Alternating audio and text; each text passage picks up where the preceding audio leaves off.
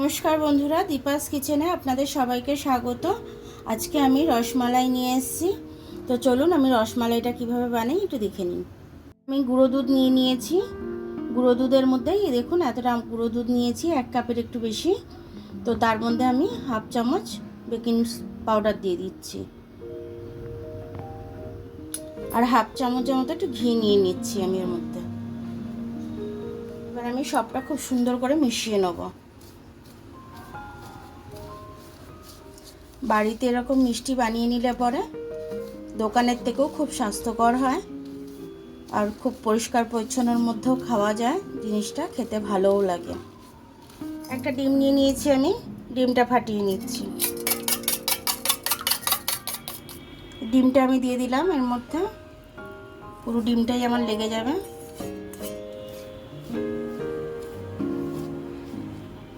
কিছুটা এলাচ পাউডার দিয়ে দিলাম আমি এর মধ্যে, এলাচ গুঁড়ো করে।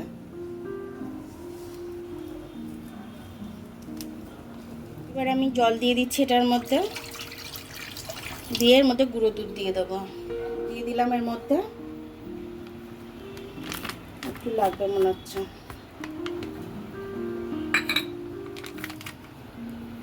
এলাচের গুঁড়োটা দিয়ে দিলাম আমি। 1 বাটি চিনি দিয়ে দিচ্ছি আমি। আপনারা যেরকম মিষ্টি খাবেন সেরকম চিনি দিয়ে নেবেন। এবার এটা দিয়ে আমি সব কিছু মিশিয়ে নিচ্ছি। দেখুন আমি হাতটা ধুয়ে এসেছি, ধুয়ে আসার পর একটু হাতে ঘি মেখে নিয়েছি। আমার দুধটাও সেট হয়ে গেছে। আমি এবার একটু একটু করে নিয়ে নেবো এখান থেকে। দেখুন আমি গোল গোল শেপ দিয়ে নিচ্ছি। গুঁড়ো দুধে আমার 10টা মতো হয়েছে। আমি এরকম গোল শেপ দিয়ে নিয়েছি, আপনারা যে কোনো শেপ দিয়ে নিতে পারেন। এগুলো আমি দুধে দিয়ে দেবো এবারে প্রত্যেকটা। কটা দুধে দেওয়া হয়ে গেছে, এবার আমি গ্যাসটা জ্বালিয়ে দেবো।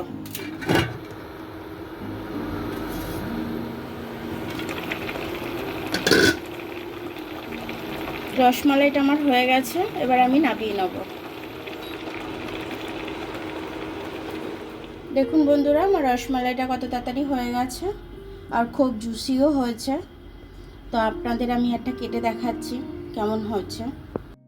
এটা কিন্তু আমার 10 মিনিটের মধ্যেই হয়ে গেছে। দেখুন রসমালাইটা আমার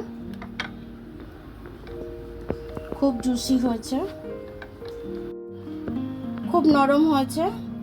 টিপলে একদম রস বেরিয়ে যাচ্ছে, একদম রসালো হয়েছে একদম। এমনিভাবে বাড়িতে আপনারা বানিয়ে নেবেন, 10 মিনিটের মধ্যে হয়ে যাবে। আর খুব হেলদিও হবে, বাচ্চারাও খাবে, আপনারাও খাবেন, খুব ভালো হবে খেতে। আমি গোল শেপ দিয়েছি, আপনারা লম্বা শেপটাও দিতে পারতেন। লম্বা শেপটা দিয়ে আপনারা করে নেবেন, তাহলে আরও সুন্দর দেখতে লাগবে। আমার ভিডিওটা দেখার জন্য অনেক অনেক ধন্যবাদ। আমার ভিডিওটা যদি আপনাদের পছন্দ হয়, লাইক, সাবস্ক্রাইব, বেল আইকনটা একটু টিপে দেবেন। আর যদি ফেসবুক থেকে দেখেন, লাইক আর ফলোটা একটু করে দেবেন। আবার কাল দেখা হবে নতুন রেসিপির সাথে। ততক্ষণ আপনারা ভালো থাকবেন, আমি আসছি।